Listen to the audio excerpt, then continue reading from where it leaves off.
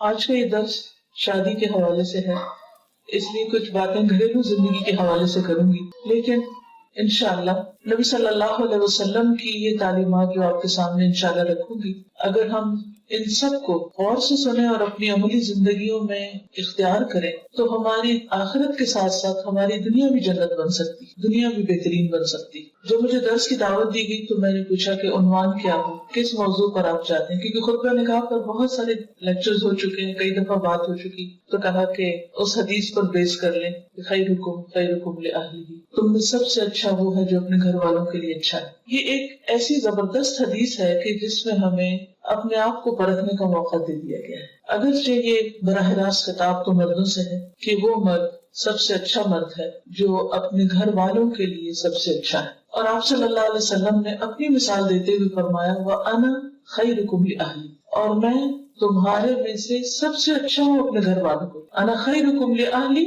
اور تم سب کی نسبت میں اپنے گھر والوں کے لیے سب سے اچھا ہوں۔ عام طور پر ایک اچھے انسان کو اس کے اخلاق اور معاملات سے پہچانا جاتا ہے کہ اس کی گفتگو کیسی ہے، اس کے میل ملاپ کا طریقہ کار کیا ہے، اس کا بولنے کا طریقہ کیا ہے، وہ خوشی میں کس طرح ریئیکٹ کرتا ہے، وہ غم میں کیسے ریئیکٹ کرتا ہے، وہ خوف کے موقع پر، وہ مختلف کیفیات کے موقع پر کس طرح بہیو کرتا ہے۔ دوسری طرف یہ بھی ہے کہ ہمارا سب سے زیادہ واسطہ اپنے گھر والوں سے پڑتا ہے۔ ہم دن رات ان کے سامنے ہوتے ہیں، ہم پریٹینڈ نہیں کر سکتے، ہم ان کے سامنے کچھ اور نہیں بن کے دکھا سکتے، ہم وہی ہوتے ہیں جو ہوتے ہیں، اور چونکہ ایک لمبا عرصہ ان کے ساتھ گزرتا ہے تو وہ ہماری اچھائیوں برائیوں دونوں سے واقف ہو جاتے ہیں، ہماری کمزوریوں سے بھی اور ہمارے اسٹرینتھس جو ہیں ان سے بھی واقف ہو جاتے ہیں۔ اس لیے اچھائی کا یہ معیار اچھا خاصا کڑا معیار، اور اس پر پورا اترنا ایک مشکل کام ہے۔ جن لوگوں سے ہمارا تھوڑی دیر کے لیے میل جول ہوتا ہے، اگر ان کی کوئی بات بری بھی لگ جائے تو ہم عام طور پر درگزر کر جاتے ہیں اور کہتے ہیں تھوڑی دیر کی تو بات ہے، چلو چھوڑو جانے دو۔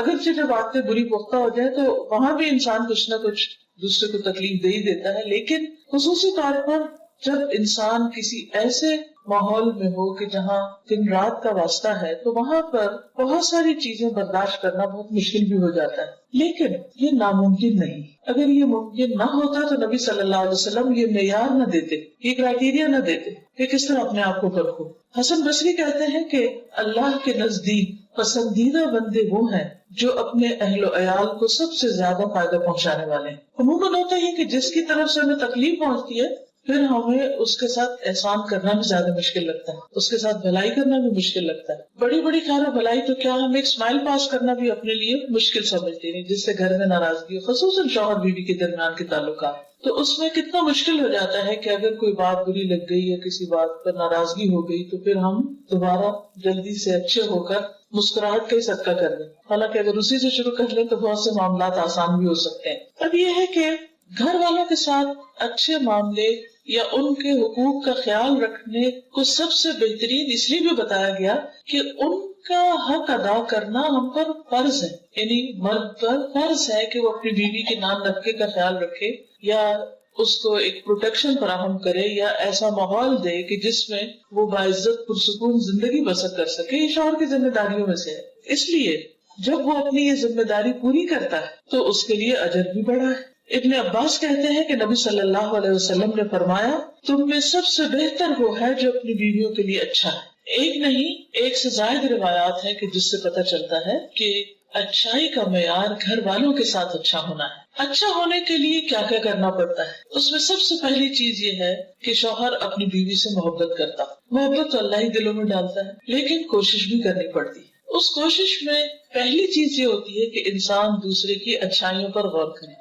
اس کی برائیاں، اس کی کمزوریاں اگرچہ سامنے ہوں لیکن پھر بھی ان سے آنکھ بند کر لے اور جو دوسرے کی خوبیاں ہیں ان کو سامنے رکھے تو ایک دم دل بہتر ہو جائے گا۔ دوسرے کے احسان کو یاد رکھے، اور پھر خصوصاً اس وقت چونکہ خواتین میرے سامنے ہیں تو اس میں شوہر کی محبت حاصل کرنے کے لیے مطالبہ یا شکوہ یا شکایتیں یا ناراضگی یا ایٹیٹیوڈ دکھانا یا موڈ آف کرنا یہ فائدہ نہیں دیتا، وہاں دل جیتنا پڑتا ہے۔ جہاں مرد پر لازم ہے کہ وہ اپنی بیوی سے محبت کرے، بیوی کے لیے بھی لازم ہے کہ وہ شوہر کو سب سے زیادہ امپورٹنس دے، سب سے زیادہ اہمیت دے، حتیٰ کہ شوہر کے معاملے میں والدین کی بات بھی نہ مانے۔ شوہر کا درجہ اتنا بڑا ہے، خرابی کہاں سے ہوتی؟ صرف ایک طرف سے نہیں ہوتی، دونوں طرف سے ہوتی۔ بعض اوقات ہم اپنے کسی دکھ درد کو لے کے بیٹھے ہوتے کہ ہمارا فلاں مطالبہ پورا نہیں ہوا یا ہم نے کہا تھا چیز لانے کے لیے کرنے کے لیے وغیرہ وغیرہ تو وہ نہیں ہماری بات مانی گئی، یا یہ ہے کہ ہماری بے عزتی کر دی گئی ہمارے پیرنٹس کے سامنے یا بہن بھائیوں کے سامنے، یہ کوئی بھی شکایت ہو سکتی، شکایت کے 100 پہلو، یہ سب تو اپنی جگہ ہے. لیکن حقیقت یہ ہے کہ اس کے باوجود ان چیزوں کو درگزر کر کے انسان اگر تھوڑی دیر کے لیے ان کو کنٹرول کر لے، جیسے شفا کے لیے کڑوی دوا بعض اوقات بہت ناگزیر ہو جاتی ہے، اسی طرح باہمی تعلقات کو اچھا کرنے کے لیے ایسی باتوں کو پی جانا بہت فائدہ دیتا ہے. اس سے انسان کی قدر اور زیادہ بڑھ جاتی. اس لیے تالی دونوں ہاتھوں سے بجتی ہے، دونوں کو ہی ایک دوسرے کی قدر کی ضرورت ہے. لیکن شوہر اگر اس معاملے میں پہل کر لے، کیونکہ وہ قوام ہے، اس نے گھر کا نظام درست کرنا، تو معاملات جلد درست ہو سکتے، زیادہ بہتر ہو سکتے ہیں. اور پھر اس معاملے میں ہم دیکھتے ہیں کہ نبی صلی اللہ علیہ وسلم کا اسوہ حسنہ کیا ہے. عمرو بن العاص کہتے ہیں کہ میں نے نبی صلی اللہ علیہ وسلم سے دریافت کیا کہ آپ کو سب سے زیادہ محبت کس سے؟ فرمایا عائشہ سے. سچ بولا آپ نے، اور اس محبت کا اظہار بھی کیا.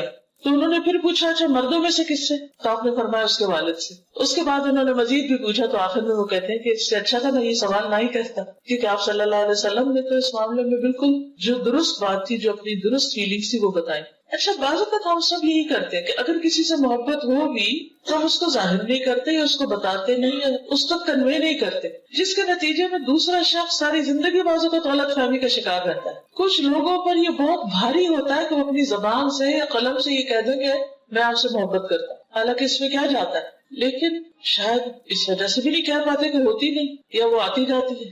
لیکن اس میں انسان کو ایکسپریسو ہونا بہت ضروری ہے، اور اپنے ایسے جذبات کا اظہار اگر انسان پبلکلی بھی کر دے تو کوئی حرج نہیں ہوتا، کیونکہ نبی صلی اللہ علیہ وسلم نے سب کے سامنے یہ بات فرمائی. حضرت عائشہ کہتی ہیں کہ رسول اللہ صلی اللہ علیہ وسلم قبرستان بقیع سے واپس تشریف لائے تو میرے سر میں درد تھا. میں نے کہا ہائے میرا سر پھٹا جا رہا ہے. آپ نے فرمایا تمہارا نہیں بلکہ میرا سر پھٹا جا رہا ہے. پھر فرمایا عائشہ اگر تم مجھ سے پہلے فوت ہو گئی تو تمہیں کوئی نقصان نہ ہوگا، تمہارے سارے کام میں خود کروں گا، تمہیں غسل دوں گا، تمہیں کفن پہناؤں گا، تمہاری نماز جنازہ پڑھاؤں گا اور تمہیں خود دفن کروں گا. اب شدید درد تھا آپ کو، اور آپ کو معلوم ہے کہ نبی صلی اللہ علیہ وسلم کا درد دوسرے انسانوں کے مقابلے میں دگنا ہوتا تھا. اس درد کے عالم میں، اس تکلیف کے عالم میں، جبکہ حضرت عائشہ کو بھی تکلیف ہے، آپ کیا فرماتے ہیں؟ اپنے کیئر اینڈ کنسرن شو کرتے ہیں، کیونکہ جب انسان بیمار ہوتا ہے نا تو موت بہت یاد آتی ہے. اور آپ بقیع سے واپس آ رہے تھے، قبرستان سے واپس آ رہے تھے، تو اس موقع پر حضرت عائشہ کو کس قدر تسلی دیتے کہ میں صرف دنیا میں نہیں بلکہ تمہارے فوت ہونے کے بعد بھی تمہارے سارے کام کروں گا اور خود کروں گا. یہ جملہ کتنا بہترین جملہ ہے. ہم لوگوں کے یہاں عام طور پر موت کا ذکر کرنا برا سمجھا جاتا ہے، اور اگر کوئی شوہر ان الفاظ میں محبت کا اظہار کر دے تو وہ بیوی الٹا لے گی اور کہے گی اچھا تو میرے مرنے کے انتظار میں. بہرحال یہاں بھی آپ دیکھیے کہ الفاظ سے اظہار ہے، اور بعض اوقات صرف محبت نہیں بلکہ کیئر، کنسرن، خصوصاً اگر کوئی بیمار ہو، اگر شوہر بیمار ہو یا بیوی بیمار ہو یا تکلیف میں ہو. عام حالات میں تو ٹھیک ہے، ہر کوئی اچھی بات کر سکتا ہے، لیکن بیماری کی حالت میں، دکھ درد کی حالت میں اچھے الفاظ منہ سے نکالنا اور مشکل ہو جاتا ہے. حضرت عائشہ فرماتی ہے کہ میں حیض کی حالت میں پانی پیتی اور برتن نبی صلی اللہ علیہ وسلم کو دے دیتی، یعنی گلاس جس میں بھی پانی پیتی. آپ اسی جگہ سے منہ رکھ کر پانی پیتے جہاں سے میں نے منہ رکھ کر پانی پیا ہوتا تھا. یہ بھی محبت کے اظہار کا ایک طریقہ ہے. میں ہڈی سے گوشت کھا کر نبی صلی اللہ علیہ وسلم کو دے دیتی، یہ گوشت میں کھا لیتی، ہڈی آپ کو دے دیتی. آپ اسی جگہ سے کھاتے جہاں سے میں نے کھایا ہوتا تھا. یہ محبت کے چھوٹے چھوٹے انداز ہیں، جسچرز ہیں کہ جس سے باہم ایک بانڈنگ سمجھ میں آتی ہے، نظر آتی. پھر محبت میں یہ نہیں کہ کبھی کبھار انسان چند ڈائلاگ بول دے، بلکہ دوسرے کو کیئر کنسرن کے علاوہ ٹائم بھی دے. وقت دینا ایک بہت اہم چیز ہے. کتنے بھی مصروف ہو، کیا ہم میں سے کوئی یہ کہہ سکتا ہے کہ میری مصروفیت تو نبی صلی اللہ علیہ وسلم سے بھی زیادہ ہے؟ نعوذ باللہ، کوئی بھی نہیں. لیکن اس کے باوجود آپ دیکھیے کہ آپ صلی اللہ علیہ وسلم اپنے گھر میں وقت دیا کرتے تھے، اور آپ کی ایک سے زائد ازواج تھی، اور آپ روزانہ ہر ایک کو وزٹ کرتے تھے. تھوڑی دیر کے لیے سوچئے، اگر آپ کو دن میں 9 لوگوں کے پاس جانا پڑے تو کیا حال ہو؟ جا کے ان سے صرف اتنا ہی پوچھے کہ کیا حال ہے، کیسی ہے. امپاسبل. ایک عام انسان تو اپنے ایک گھر کا خیال نہیں کر سکتا، کیونکہ ازواج کے چیمبرز الگ الگ تھے. پھر اسی طرح یہ ہے کہ خوشی کے موقع پر، تفریح کے موقع پر بھی خیال رکھتے.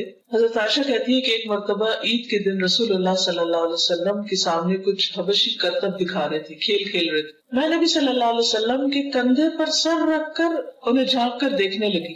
ابھی ایک پبلک کی جگہ تو نبی صلی اللہ علیہ وسلم نے اپنے کندھے میرے لیے جھکا دیے کہ اور آسانی ہو جائے. میں آپ کے کندھوں پر سے انہیں دیکھتی رہی اور جب دل بھر گیا تو واپس آ گئی. تو آپ نے مجبور نہیں کیا کہ نہیں تم ادھر ہی کھڑی رہو. آزادی بھی دی اور جب وہ پاس کھڑے ہو کر دیکھنا چاہتی تھی تو اتنی دیر فیسلٹی بھی دی، آسانی بھی فراہم کی. کتنے مواقع ایسے ہوتے ہیں کہ ہم لوگ ایز اے فیملی گھروں سے باہر جاتے ہیں. وہ اصل ٹیسٹ کا وقت ہوتا ہے جب آپ کسی پکنک پہ ہوں یا کسی ایسی جگہ پر ہوں تو اس موقع پر عموماً مشکل ہو جاتی ہے کیونکہ ہر ایک تھک جاتا ہے یا کوئی پھر اپنی مرضی سے بیٹھنا اٹھنا چاہتا ہے، کھانا چاہتا ہے، نہیں کھانا چاہتا. بعض اوقات ہم دوسرے کو بہت مجبور کر دیتے ہیں کہ نہیں جو ہم چاہ رہے ہیں ویسا تم کرو، اس کی زندگی کو کنٹرول کرنے لگتے ہیں. تو اس سے دوسروں کے لیے بڑی مشکل ہو جاتی ہے. محبت کا یہ مطلب نہیں ہوتا کہ کسی کو انسان پوزیس کر لے. یہ کانسیپٹ بہت غلط ہے کہ اس کی آزادی چھین لے. ہم کیا چاہتے ہیں محبت میں کہ بس جس شخص سے ہم نے محبت کر لی وہ ہمارا غلام بن جائے. وہ کھائے بھی ہماری مرضی سے، پیے بھی ہماری مرضی سے، اٹھے بھی بیٹھے بھی. ہمیں اگر ٹی وی دیکھنا ہے تو وہ لازمی ٹی وی دیکھے، اور اگر وہ ٹی وی دیکھنے میں ساتھ نہیں دے رہا تو پھر اس کو ہم سے محبت ہی نہیں. عام طور پر مردوں کو یہی شکایت ہوتی ہے نا بیویوں سے. ان کو اخبار کا شوق ہوتا ہے، ٹی وی کا شوق ہوتا ہے، خبروں کا ہوتا ہے، دنیا بھر کی سیاست کا ہوتا ہے. عورتوں کے ان موضوعات سے عام طور پر دلچسپی نہیں ہوتی. تو پھر وہ بعض اوقات یہ ہوتا ہے کہ وہ کہتے ہیں کہ جی کوئی کمپیٹیبلٹی نہیں، بیوی کو کچھ سمجھ نہیں. تو اس میں مردوں کو عورتوں کی ذات یا ان کی مزاج یا ان کے خیالات یا ان کی دلچسپیوں کا لحاظ رکھنا چاہیے، جس طرح یہاں ہم دیکھتے ہیں کہ نبی صلی اللہ علیہ وسلم کہتے ہیں. پھر اسی طرح حضرت عائشہ کہتی ہے کہ میں گڑیوں کے ساتھ کھیلتی تھی، میری سہیلیاں بھی آ جاتی اور میرے ساتھ کھیل کود میں شریک ہو جاتی، اور جو ہی وہ رسول اللہ صلی اللہ علیہ وسلم کو آتے دیکھتی تو چھپ جاتی. آپ انہیں پھر میرے پاس بھیج دیتے کہ وہ میرے ساتھ کھیلنے لگتی. اور آپ دیکھیے کہ کس قدر خیال رکھا جا رہا ہے بیوی کے شوق کا. کیونکہ حضرت عائشہ کم عمر تھی، اگرچہ وہ میچور بھی تھی، بہت سمجھدار تھی، بہت ذہین تھی، بہت سی باتیں بہت بچپن میں سیکھ گئی تھی، لیکن اس کے باوجود ابھی وہ بچی ہی تھی. آپ نے دیکھا ہوگا نا کئی بچے بہت چھوٹی عمر میں قرآن حفظ کر لیتے ہیں اور بہت سمجھدار اور میچور ہو جاتے ہیں، لیکن وہ اپنا کام بھی کرتے ہیں اور پھر تھوڑی دیر کے بعد کھیل کود میں بھی لگ جاتے ہیں. تو ہم ان سے کیا ایکسپیکٹ کرتے ہیں کہ بس اب یہ ہر چیز بڑوں کی طرح بہیو کرے. نہیں، ضروری نہیں ہوتا، کیونکہ ہر ایج کے کچھ تقاضے ہوتے ہیں، کچھ پسند اور ناپسند ہوتی، کچھ انسانی ضروریات ہوتی. نبی صلی اللہ علیہ وسلم سے بڑھ کر کون حکمت والا تھا اور کون نفس شناس تھا اور کون انسانوں کی ضروریات کا خیال رکھنے والا تھا، اور وہ اپنے گھر میں کیسے نہ رکھتے. ظاہر شوہر باہر سے آتا تو وہ کیا چاہتا ہے کہ بیوی اس کو توجہ دے، بیوی اس میں دلچسپی لے. لیکن آپ آ کر بیوی کی دلچسپی کو دیکھ رہے ہیں، اس وقت وہ کھیل رہی، اس کی دوستیں پاس ہیں تو وہ ان کو پاس ہونا چاہیے. اس سے ایک یہ بھی پتہ چلتا ہے کہ ایک عورت کو عام طور پر اپنی سہیلیوں میں، اپنی کلاس میٹس کے ساتھ، اپنی ہم عمر لڑکیوں کے ساتھ بات چیت گفتگو میں زیادہ مزہ آتا ہے بعض اوقات، یا وہ کہیں جانا چاہتی ہے یا کوئی سہیلی آنا چاہتی ہے. تو بہت دفعہ شادی کے بعد گھروں میں لڑائی جھگڑے اس لیے ہو جاتے ہیں کہ شوہر ان کو کہیں جانے نہیں دیتے، کسی سے بات نہیں کرنے دیتے. اتفاق سے آج ہی ایک خاتون میرے پاس آئی ہوئی تھی تو کہنے لگی کہ میرے میاں شادی کے بعد 2 سال تک وہ نہ مجھے کہیں جانے دیتے، نہ فون پہ کسی سے بات کرنے دیتے. تو مجھے لگتا کہ میں تو پاگل ہو جاؤں گی، یعنی کہ کسی فیمیل فرینڈ کو بھی نہیں آنے دیتے. بعض اوقات ایسا بھی ہوتا ہے کہ خصوصاً اگر بچیاں باہر کے ملک میں شادی ہو کر جائیں، وہ بھی باہر سے ہی آئی ہوئی تھی، وہاں نہ رشتے دار ہوتے ہیں نہ کوئی اور جان پہچان کے لوگ، ساتھ آس پاس بھی نان مسلمز بعض اوقات نیبرہڈ میں ہوتے ہیں، ان کے کلچر میں بہت فرق ہوتا ہے، ان سے ملنا جلنا مشکل ہوتا ہے. تو انسان کی فطرت میں ہے کہ وہ دوسروں کے ساتھ گھلے ملے، مل جل کے رہے، دوسروں کے ساتھ میل ملاقات اس کا رہے، کیونکہ مردوں کے لیے تو باہر بہت سا ایکسپوجر ہوتا ہے، اور کچھ نہیں تو 5 وقت اگر وہ مسجد نماز پڑھنے جاتے ہیں تو وہیں اپنی بہت سی باتیں شیئر کر لیتے ہیں. تو اسی طرح خواتین کو بھی ضرورت ہوتی ہے کہ وہ اپنی ہم جنس خواتین کے ساتھ گفتگو کریں، کیونکہ عموماً عورتیں زیادہ بولتی. بعض تحقیقات سے یہ بات پتہ چلتی ہے کہ ایک عورت کو دن میں کم از کم 70,000 لفظ بولنے ہوتے ہیں جب جا کے اس کی سیٹسفیکشن ہوتی. اب جب تک وہ بول نہیں چکتی تو وہ چپ نہیں بیٹھ سکتی، اس سے بولنا ہے کسی کے ساتھ. مرد عموماً خاموش طبع ہوتے ہیں، ایکسیپشنل کیسز الگ ہیں. اب جب مرد گھر میں آتے ہیں تو وہ تو بولتے نہیں ہیں، اب وہ سارے دن کے انتظار میں بیٹھی، شوہر گھر ہے، شوہر آئے گا کھانا کھائے گا، وہ اخبار اٹھائے گا سو جائے گا، اس کو تو اتنی باتیں نہیں آتی، اور اگر وہ باہر کی شیئر بھی کرے گا تو وہ بیوی کی دلچسپی کی نہیں. تو یہ عورت کی ایک بہت فطری ضرورت ہے کہ وہ اپنی جیسی، اپنی پسند کی، اپنے مزاج کی سہیلیوں کے ساتھ بات چیت کرے، کیونکہ وہ کپڑے کی بھی کرے گی، زیور کی بھی کرے گی، ریسیپی شیئر کرے گی، وہ بچوں کے مختلف مسئلے مسائل بھی ڈسکس کرے گی، اور اس سے اس کی مینٹل گروتھ ہوتی ہے، میچورٹی ہوتی ہے، اس کے کام کی نوعیت کے اعتبار سے اس کی یہ ضرورت ہوتی ہے. تو جو شوہر اپنی بیویوں کو ہر طرف سے بند کر لیتے ہیں، اپنے ہی کنٹرول میں رکھتے ہیں، حتیٰ کہ بعض اوقات ماں باپ سے بھی نہیں ملنے دیتے، یہاں تک بھی ظلم دیکھا گیا ہے، خاص روک دیا جاتا ہے کہ نہیں ماں باپ سے بھی نہیں ملنا. تو اب کیا ہوتا ہے، بیوی کا نروس بریک ڈاؤن ہوتا ہے، اس کو فٹس پڑنے لگتے ہیں، وہ بیمار ہونے لگتی ہے، وہ ڈپریشن میں آنے لگتی ہے، اور اس سے اور معاملات خراب ہوتے ہیں. اس لیے ہر معاملے میں اعتدال ضروری ہے، اور کوئی بھی خاتون کسی خاتون سے صرف شوہر کی یا سسرال کی برائیاں کرنے کے لیے دوستی کر لے، کیونکہ وہاں تو یہی ہوتا ہے نا کہ اٹھایا فون اور کہا آج ساس نے یہ کیا، فلاں نے یہ کیا، فلاں نے یہ کیا. یہ بھی انتہائی غلط ہے، یہ رویہ بھی سخت ناپسندیدہ ہے. تو دونوں ہی طرف سے اعتدال ضروری ہے. پھر اسی طرح نبی صلی اللہ علیہ وسلم اس حد تک خیال رکھتے تھے کہ کبھی کبھار دوڑ بھی لگاتے تھے حضرت عائشہ کے ساتھ. حضرت عائشہ کہتی ہے کہ وہ ایک سفر میں نبی صلی اللہ علیہ وسلم کے ساتھ تھی، میں نے آپ کے ساتھ پیدل دوڑ لگائی اور میں جیت گئی. پھر میرا جسم بھاری ہو گیا کچھ، میں نے آپ کے ساتھ پھر دوڑ لگائی، اس مرتبہ آپ جیت گئے. تو آپ نے فرمایا آج کی یہ جیت پچھلی ہار کا بدلہ ہے، یعنی میں نے بدلہ لے لیا. مذاق میں کہا. تو اب آپ دیکھیے کہ آج کے دور میں کوئی بھی مذہبی شخص یا دیندار شخص، اس سے یہ توقع نہیں کی جا سکتی کہ وہ اپنی بیوی کے ساتھ کہیں دوڑ لگائے یا کسی کھیل میں شریک ہو یا اس کو کھیل دکھائے. عموماً جب ہم دین کی طرف آتے ہیں تو ہم یہ سمجھتے ہیں کہ شاید دین صرف نماز روزے کا نام ہے، اور یہ جو دنیا کے معاملات ہیں یہ شاید اس کا حصہ نہیں. حالانکہ اگر ان کو بھی حدود کے اندر رہ کے کیا جائے تو یہ بھی عبادت ہے، کیونکہ نبی صلی اللہ علیہ وسلم کی سنت کی پیروی میں ہوں گے نا. پھر اسی طرح یہ ہے کہ نبی صلی اللہ علیہ وسلم حضرت عائشہ کے آرام کا بہت خیال رکھتے تھے، کیونکہ عموماً جھگڑے، فساد، لڑائیاں چھوٹی چھوٹی باتوں پر ہوتے. اگر آپ کسی سے پوچھیں نا کہ میاں سے لڑائی تو کس بات پر ہوئی، جب میرے پاس کوئی اس طرح کا معاملہ لے کر تو میں کہتی تھی کیا مسئلہ کیا تھا، اور آپ یقین کریے کہ 90% چھوٹی سی کوئی بات ہوتی ہے جس سے کوئی معاملہ خراب ہو جاتا ہے. مثلاً اگر بیوی سو رہی ہے اور شوہر نے دھڑ سے دروازہ بند کر دیا تو وہ اٹھتے ہی سوچ غصے میں بولنا شروع کر دے گی، وہ غصے میں بولے گا، نیند خراب ہوگی، اٹھ کے ایک طرف چلا جائے گا، وہ دوسری طرف. تو یہ چھوٹے چھوٹے لڑائی جھگڑے جو ہیں یہ گھر کے ماحول کو خراب کر دیتے. حضرت عائشہ کہتی ہیں کہ نبی صلی اللہ علیہ وسلم میرے پاس میری باری کی رات میں تھے، آپ نے کروٹ لی اور اپنی چادر اوڑھ لی اور جوتے اتارے اور ان کو اپنے پاؤں کے پاس رکھ دیا اور اپنی چادر کا کنارہ اپنے بستر پر بچھایا اور لیٹ گئے، اور آپ اتنی ہی دیر ٹھہرے کہ آپ نے گمان کر لیا کہ میں سو چکی ہوں. آپ نے آہستہ سے اپنی چادر لی اور آہستہ سے جوتا پہنا، آہستہ سے دروازہ کھولا اور باہر نکلے، پھر دروازے کو آہستہ سے بند کیا. یعنی ہر چیز آہستہ سے، جوتے آہستہ سے اتارے، جوتے آہستہ سے پہنے، دروازہ آہستہ کھولا، دروازہ آہستہ بند کیا، آہستہ سے باہر نکلی. کتنے شوہر اور بیوی ہیں جو سوتے ہوئے دوسرے کے لیے اتنے کیئرنگ ہو کہ دوسرا شخص سو رہا ہے تو مجھے اس کو ڈسٹرب نہیں کرنا. کچھ لوگوں کو نیند بڑی مشکل آتی ہے، کچھ کو نیند ایک دفعہ کھل جائے تو ان کو دوبارہ نیند نہیں آتی، کئی طرح کے نفسیاتی مسائل ہوتے ہیں. تو ایسی صورت میں دوسرے کا لحاظ رکھنا اور دوسرے کو اپنی ذات سے تکلیف نہ دینا، یہی گھریلو زندگی میں خوشحالی کا راز ہے. پھر اسی طرح آپ دوسرے کو بھی اس بات کی تلقین کرتے تھے کہ عورتوں کے ساتھ نرمی کا سلوک کیا جائے. حضرت انس کہتے ہیں کہ نبی صلی اللہ علیہ وسلم اپنی ازواج مطہرات کے پاس تشریف لائے. اونٹ ہانکنے والا اونٹوں کو تیز ہانک رہا تھا، جیسے کوئی ڈرائیور تیز ڈرائیو کر رہا ہو، جھٹکے لگ رہے اور دھکے پڑ رہے ہوں. اس کا نام انجشہ تھا. آپ نے فرمایا اے انجشہ تیری خرابی ہو، تم اونٹوں کو آہستہ آہستہ چلاؤ، نازک آبگینے سوار ہیں.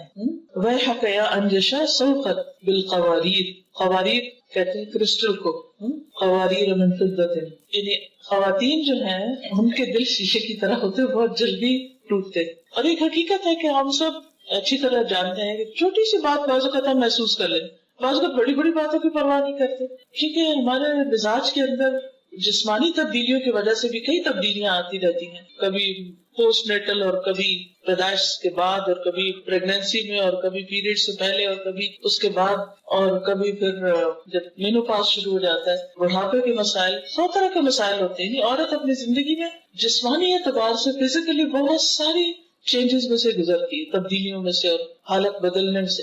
اس لیے بہت ضروری ہے کہ اس کے ان مخصوص حالات کا خیال رکھا جائے. پھر اسی طرح نہ صرف یہ کہ سواری کو آہستہ چلانے کی بات، بلکہ سواری پر سوار کراتے ہوئے بھی آپ مدد دیتے. حضرت انس کہتے ہیں میں نے دیکھا کہ رسول اللہ صلی اللہ علیہ وسلم حضرت صفیہ کی وجہ سے اپنے پیچھے اونٹ کی کوہان کے ارد گرد اپنی ابا سے پردہ کیے ہوئے تھے.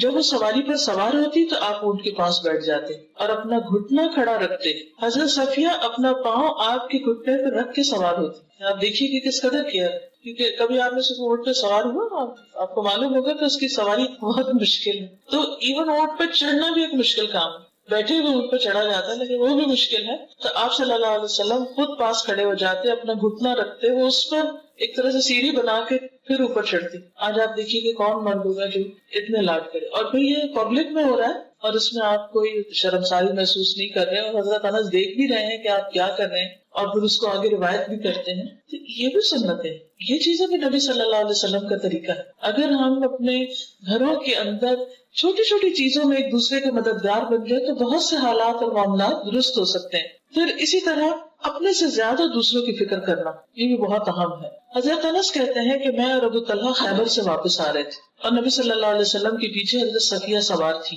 کہ اچانک رسول اللہ صلی اللہ علیہ وسلم کی اونٹی پھسل گئی اور رسول اللہ صلی اللہ علیہ وسلم اور حضرت صفیہ دونوں گر گئے. ابو طلحہ تیزی سے وہاں پہنچے، کہنے لگے یا رسول اللہ، اللہ مجھے آپ پر قربان کرے، کوئی چوٹ تو نہیں آئی؟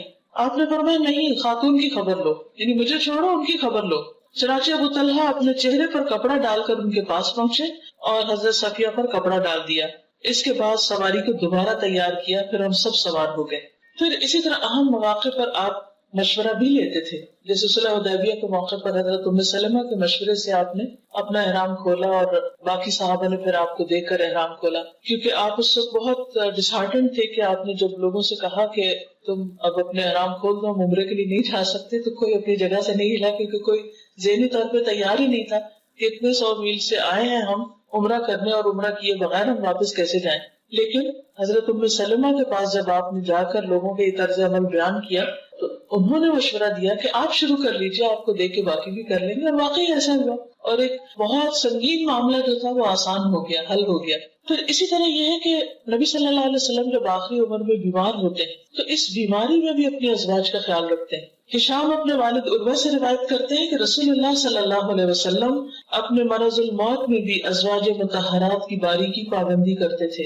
البتہ یہ دریافت فرماتے کہ کل مجھے کہاں ٹھہرنا ہے، کل کو میں کہاں ہوں گا، کیونکہ آپ حضرت عائشہ کی باری کی خواہش مند تھے. حضرت عائشہ فرماتی ہے کہ جب میرے یہاں قیام کا دن آیا تو آپ کو سکون ہو گیا، کیونکہ شاید اللہ کی طرف سے یہ حکم تھا کہ آپ وہیں پر ہی فوت ہوں گے اور وہیں پر دفنائے جائیں گے، اور پھر اللہ تعالیٰ نے ان کو یہ سعادت بخشی تھی. بہرحال پھر اسی طرح یہ ہے کہ جب آپ بیمار تھے تو اس سے پہلے رات کو سوتے وقت کا جو عمل ہے کہ اپنے ہاتھوں پر تینوں گل پڑھ کر سارے جسم پر خود انسان دم کرے، ہمیں سارے کو کرنا چاہیے، کیونکہ سوتے ہوئے انسان تو اپنے آپ سے بھی غافل ہوتا ہے، کوئی چیز آ کے کاٹ نہ جائے، کوئی چیز آ کے نقصان نہ دے، تو وہ ایک طرح سے پوری حفاظت ہو جاتی. تو جب نبی صلی اللہ علیہ وسلم بیمار ہوئے تو آپ حضرت عائشہ کو کہتے کہ وہ پڑھیں یا وہ آپ کے اوپر ہاتھ پھیریں. حضرت عائشہ کہتی ہے کہ نبی صلی اللہ علیہ وسلم اپنے گھر کے بعض بیماروں پر یہ دعا پڑھ کر دم کرتے اور اپنا دانا ہاتھ پھیرتے، اے اللہ لوگوں کو پالنے والے، تکلیف کو دور کر دے، اسے شفا دے، تو ہی شفا دینے والا ہے، تیری شفا کے سوا کوئی شفا نہیں، ایسی شفا کہ کسی قسم کی بیماری نہ رہ جائے. اب اس سے یہ پتہ چلتا ہے کہ آپ اپنے گھر والوں کے اوپر بیماری کے وقت میں ہاتھ پھیر کر دم کیا کرتے تھے. اس کا کیا فائدہ ہے؟ کیونکہ جو بیمار ہوتا ہے وہ ایک طرح سے اپنے آپ کو تنہا محسوس کرتا ہے، تکلیف میں محسوس کرتا ہے، تو ہاتھ کا جو ٹچ ہے اور ہاتھ پھیرنا جو ہے اس کے اوپر، یہ اس کے لیے باعث تسکین ہوتا ہے. حضرت عائشہ ہی کہتی ہے کہ رسول اللہ صلی اللہ علیہ وسلم کے گھر والوں میں سے جب کوئی بیمار ہوتا تو آپ معوذات پڑھ کر اس پر پھونک مارتے. پھر اسی طرح آپ گھر والوں کے لیے دعا بھی کرتے. حضرت عائشہ کہتی ہے کہ میں نے رسول اللہ صلی اللہ علیہ وسلم کو خوش طبیعت دیکھ کر کہا، اے اللہ کے رسول صلی اللہ علیہ وسلم میرے لیے اللہ تعالیٰ سے دعا کر دیجیے، یعنی آپ میرے حق میں کوئی دعا کریں. آپ نے فرمایا، اے اللہ عائشہ کے پہلے اور پچھلے اور اعلانیہ اور مخفی سب گناہ بخش دے.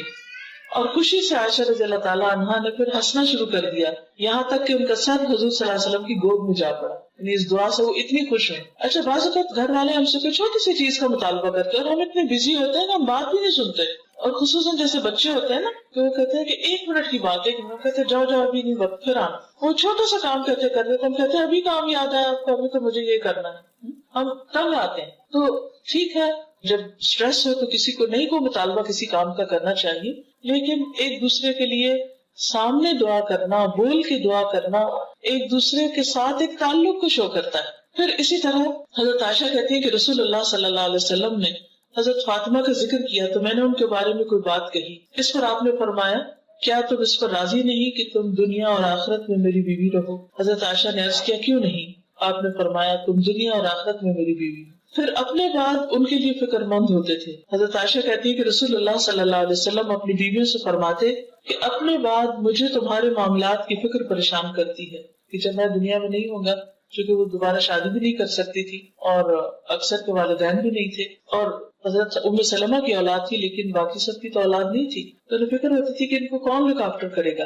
فرمایا اور تم پر صبر کرنے والے ہی صبر کریں گے، یعنی تمہارے ساتھ اچھا سلوک کریں گے. لیکن ہم دیکھتے ہیں کہ ایک کے بعد ایک ازواج مطہرات نیکی کے کام کرتے خیر و بھلائی کے ساتھ وقت گزار کے دنیا سے رخصت ہوئی. پھر یہ کہ آپ اپنی ازواج کا نان نفقے کا خیال رکھتے تھے. حضرت عمر کہتے ہیں کہ بنو نذیر کے باغات وغیرہ ان اموال میں سے تھے جن کو اللہ تعالیٰ نے اپنے رسول کو بغیر لڑے دے دیا تھا.